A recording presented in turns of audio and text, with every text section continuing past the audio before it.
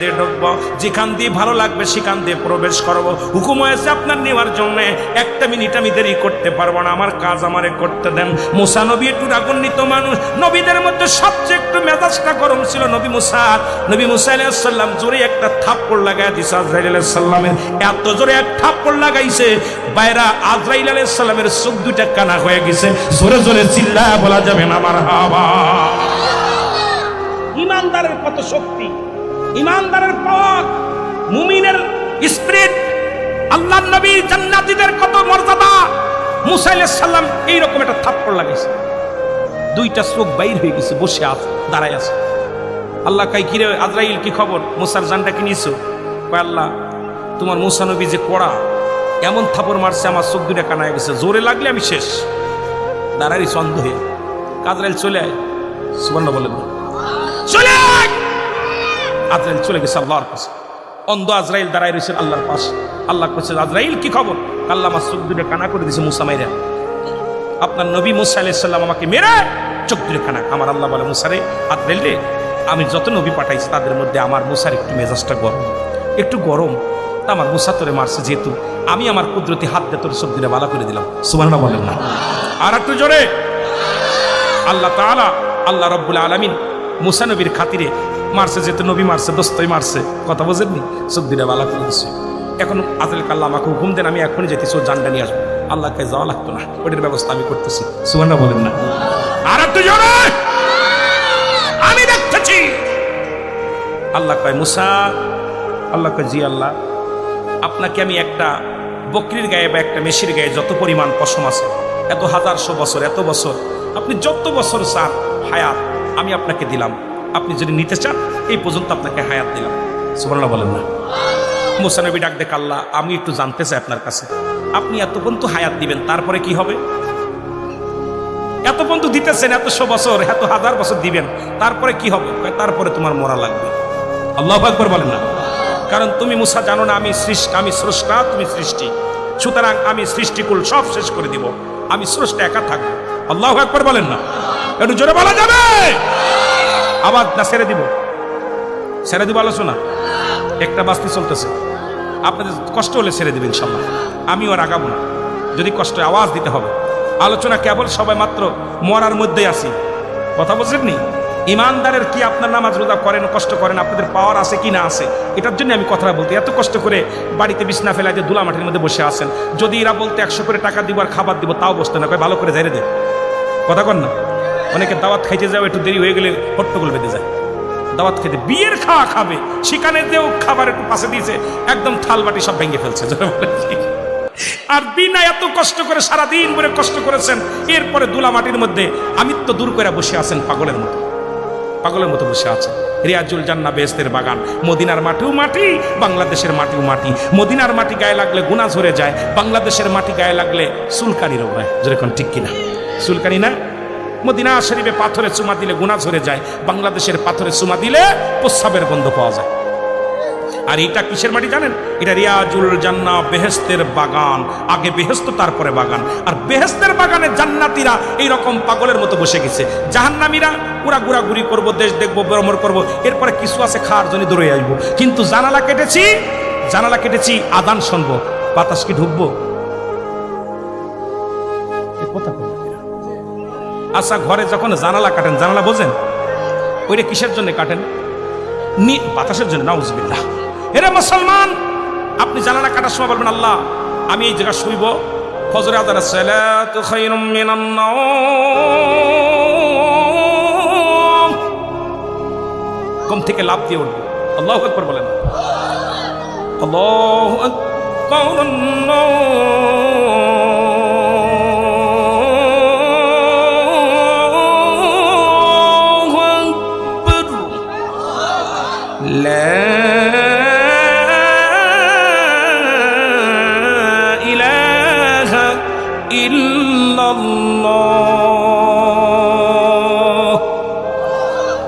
মুসা নবী কাল্লা এতশো বছর হায়াত পায়, যদি মরা লাগে তাহলে আর বাঁচার দরকার নাই।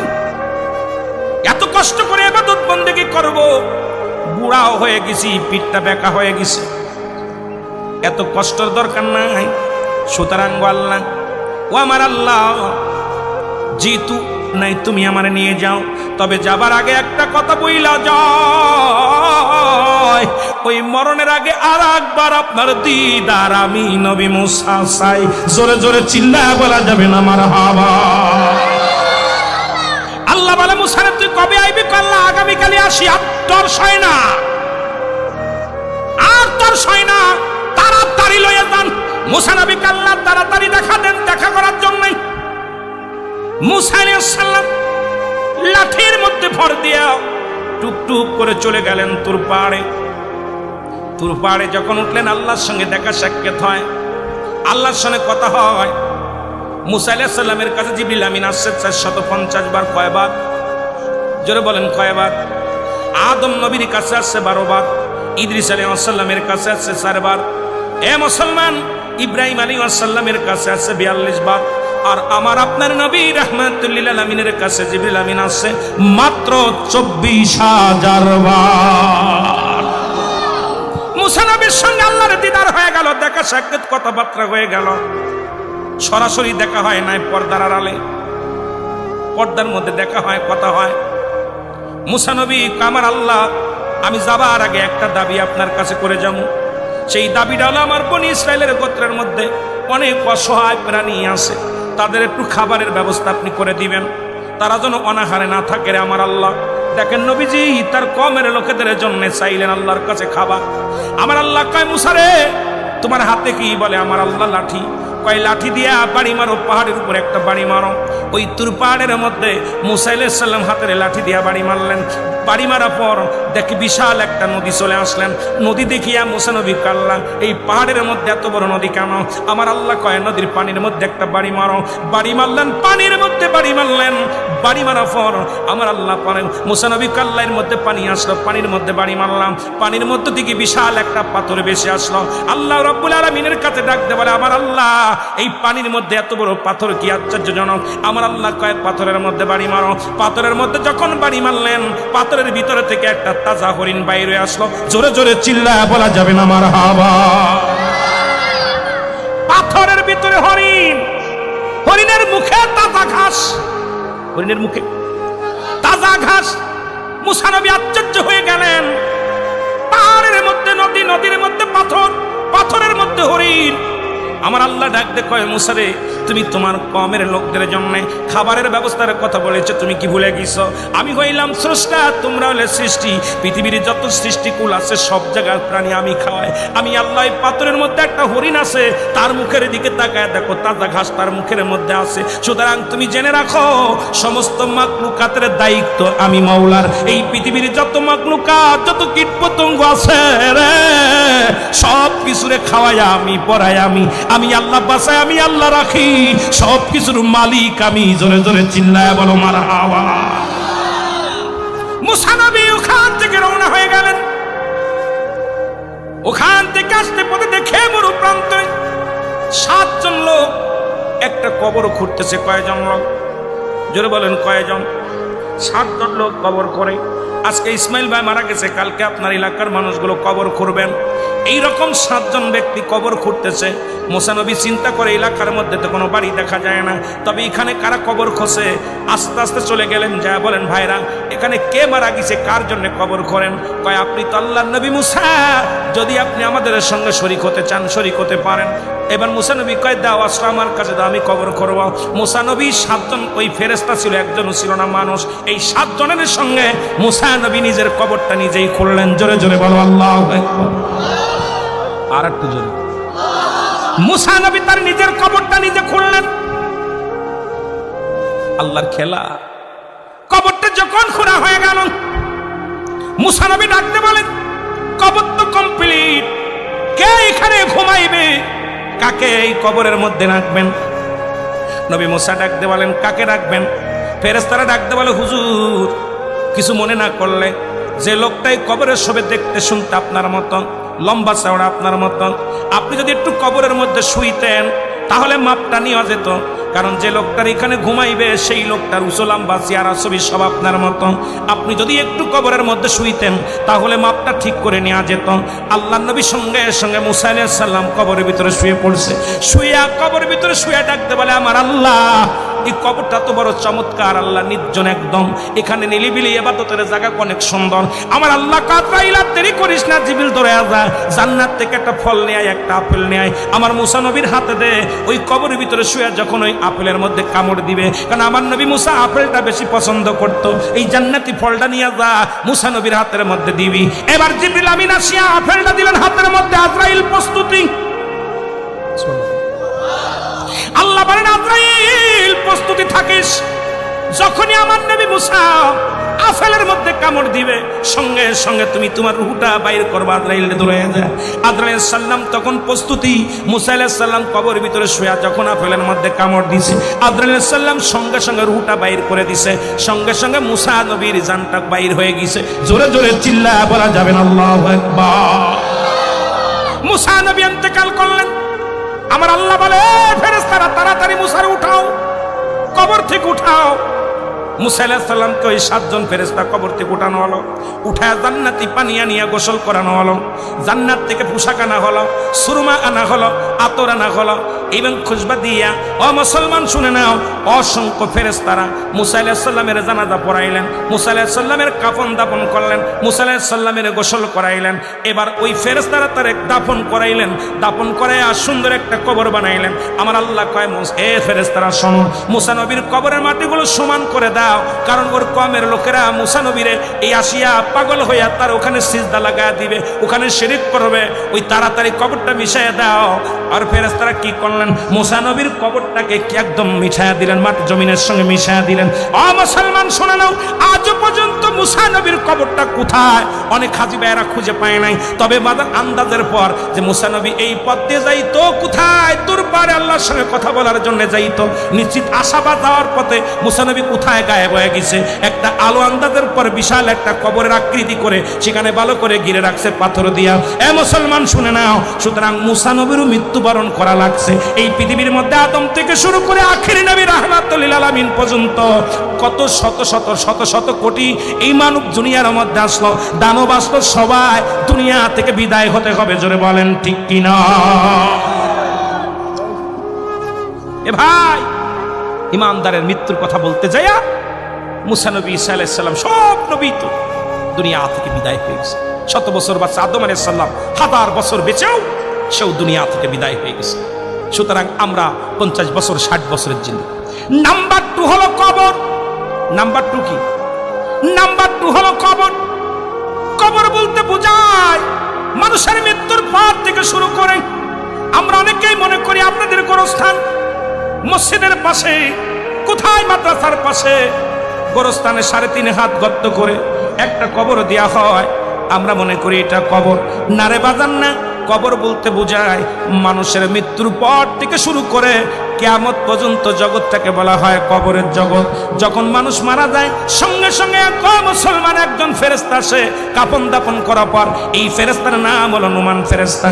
নুমান ফেরেশতা আসিয়া জায়গায় অনেক লম্বা আলোচনা। বাবারা তাড়াতাড়ি আলোচনার মধ্যে ডুব দিছি। মুসলমান শুনে নাও, একটা কথা বলেই তো আলোচনা শেষ করতে পারি না। এই 3টা বিষয় নিয়ে শুধু মৃত্যুর ভিতরে যদি থাকতাম তাহলে হয়তো আলোচনা শেষ করা যেত। এরকম 2-4 রাত কেটে যাবে শুধু মৃত্যুর কথা বলতে যাইয়া। মৃত্যুর কোনো আপটোড আলোচনা নাই। মরণের পেয়ালা পান করতে হবে, এর মধ্যে কোনো সন্দেহ নাই। কারণ মরণের বিপরীত কিছু নাই। হয় কয় ইন্তেকাল করেছে, না হয় মরেছে, নাই কয় স্বর্গে গেছে, নাই নরকে গেছে। মুসলমান শুনে নাও, যক্ষা পেয়েছে, এক একজন এক এক কথা। অক্ষা পেয়েছে, অক্ষা মানে শুনে নাও মুসলমান, এইরকম এক একজন এক এক কথা বলে। ভাইরা আমার, বন্ধুরা আমার, শোনো। 2 নাম্বার হলো আমাদের কবর। এই কবরের ভিতরে আমাদের মন কান নেকির ফেরেশতা আসার আগে একজন ফেরেশতা আছে, তার নাম হলো নুমান ফেরেশতা। এই নুমান ফেরেশতা আপনাকে ডাক দিয়ে উঠায় বলবে, বান্দা ওঠো, ও বান্দা ওঠো। বান্দার রূহটা দিয়ে বলবে, বান্দা হে আল্লাহ তাআলা তোমার জানটা দিয়েছিল, আজরাইলদের রূহটা বাইর করেছে, আমি নুমান ফেরেশতা তোমার কাছে রূহটা পৌঁছায় দিলাম। নুমান ফেরেশতার হাতের মধ্যে 2 টুকরা কাপড় কাগজ থাকবে। 1 টুকরা হলো নেকির আমল, একটা হলো বোধে আমল। ডাকতে বলে, বান্দা ইনাও। তুমি 50 বছর 60 বছর 80 বছরের জিন্দেগি রে বান্দা কত অন্যায় করেছো বান্দারে। তুমি সারা জীবন তুমি কি করেছো? তুমি 80 বছরের জিন্দেগি এইলাও বান্দা হাতের মধ্যে নিয়া দেখবে শুধু আমল আর আমল। বান্দা বল ফেরেশতা নুমান ফেরেশতা ডাকতে বল বান্দা লিখে দাও। আমি কলম পাবো কই? বলে বান্দারে কলম তোমার ডান হাতের শাহাদাত আঙ্গুল মোবারক। হে মুসলমান, এই আঙ্গুলটা সুনখার আঙ্গুল না। আমার দেশে অনেক আলেমরাও ভুল করে আঙ্গুলের মাথায় সুন লাগায়। এর কবরের ভিতরে আঙ্গুলটা হবে তোমার কলম।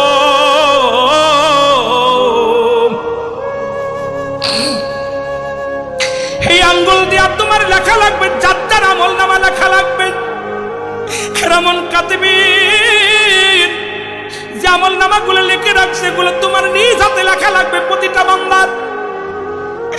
বান্দা বলবে আমি কলম পাইলাম, এখন কালি পাবো কই?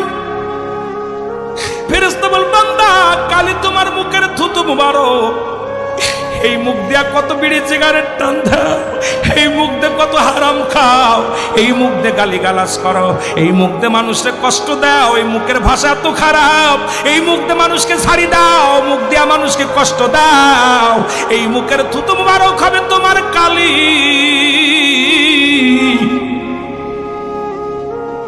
হে মুসলমান, কালি যদি নষ্ট হয়ে যায় কলম দিয়ে লেখা সম্ভব নয়। আরে মায়ের পেটে থাকতে নাবির সঙ্গে, মায়ের নাবির সঙ্গে তোমার নাবিটা জুড়াইয়া দিছে। ওই কুরক্ত খাওয়ায়া তোমার 10 মাস 10 দিন লালন পালন করেছে। আজকে দুনিয়ার মধ্যে আইয়া সেই মুখে গাঁজায় টান মারো, বিড়িতে টান মারো, মদের মধ্যে টান মারো, গাঁজার মধ্যে টান মারো, ইয়াবা খাও, ফেন্সিডিল খাও, এই মুখে মানুষকে কষ্ট দাও, মুখে গালি দাও, এই মুখের থুতু মুবারক হবে রে বান্দা তোমার কালি। বান্দা বলবে আমি কালি পাইলাম, এখন কাগজ পাবো কই? ওই 3 টুকরা কাপড়ের কাপড় দেয়া হবে রে। 3 টুকরা কাপড়ের কাপড়, 1 টুকরা কাপড়ের কাপড় গা থেকে খুলে নেবেন, খুলে নিয়ে বলবে বান্দা এই নাও কাগজ, তুমি এর মধ্যে লেখা শুরু করো। বান্দা সেকেন্ডের মধ্যে কম্পিউটারের মধ্যে লেখা শেষ হয়ে যাবে। এবার হাত থেকে ওই কাপড়ের কাপড়টা টানতে খুলে নিবে। 3 টুকরা কাপড়ের কাপড় প্রতিটা মানুষের দেহের মধ্যে দেওয়া হয়। এবার বান্দারে দ্বিতীয় কাপড়ের কাপড় টানতে খুলিয়া বলবে লও। এবার হাতের মধ্যে আরেকটা পত্র দিয়া দিবে। এই বান্দা তুমি 80 বছরের জিন্দেগি কোথায় তুমি জিনা করেছিলে, কোথায় তুমি বেগানা মহিলা নিয়ে আড্ডা মেরেছিলে, কোথায় তুমি শালিকে নিয়ে আড্ডা মেরেছিলা, কোথায় তুমি বিয়েনকে নিয়ে আড্ডা মেরেছিলা, কোথায় তুমি রিসোর্টে যায় কোন মহিলা নিয়েও দুষ্টমি করেছিলা, কোথায় তুমি পরক্রিয়া করিয়া পরের বউ ভাগে নিয়ে গেলা, কোথায় তুমি দুষ্টমি করলা, কোথায় গাঁজা খাইলা, কোথায় তুমি মদ খাইলা, কোথায় তুমি নামাজ ছেড়ে দিলা, কোথায় তুমি জিনা ব্যভিচারে লিপ্ত হইলা। বান্দা বা ডাকতে বলবে, ডাকার সঙ্গে সঙ্গে চিৎকার মেরে বলবে ফেরেশতারা রে আমি এই অন্যায়গুলো করি নাই রে, করি নাই। চিৎকার মেরে বলবে আমি এই অন্যায় করি নাই। নোমান ফেরেশতা ডাক দিয়ে এই ফিল্মগুলোর সামনে হাজির করে দিবে, দিয়া বলবে বান্দা কত মাস, কোন তারিখ, কোন বছর, কত বছর বয়সে কোন রিসোর্টে ছিলা, কোন পার্কে ঘুরতে গেছিলা, কোন জায়গাতে দুষ্টুমি করছো, সব সামনে হাজির হয়ে যাবে। বান্দা চিৎকার মেরে বলবে আসালি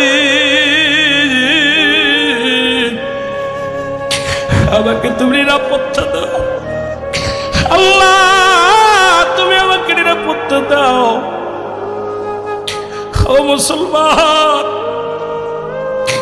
বান্দা লিখতে চাইবে না, ডান পাশের মাটিগুলো বাম দিকে চাপ দিবে, বাম দিকের মাটিগুলো বাম দিকে, ডান দিকে চাপ দিবে, ডান পাশের আটটিগুলো বাম দিকে চলে যাবে, বাম দিকের আটটিগুলো ডান দিকে চলে যাবে, উপর থেকে চাপ দিবে, নিচের দিকে চাপ দিবে, এক একটা গম্বুজ দিয়া বাড়ি মারবে, শত শত গাছ মাটির নিচেই নেমে যাবে, আবার বান্দারে উঠাইবে। ওই বান্দারা কবরের চিৎকার যদি দুনিয়ার কোনো মানুষ যদি একবার শুনতো,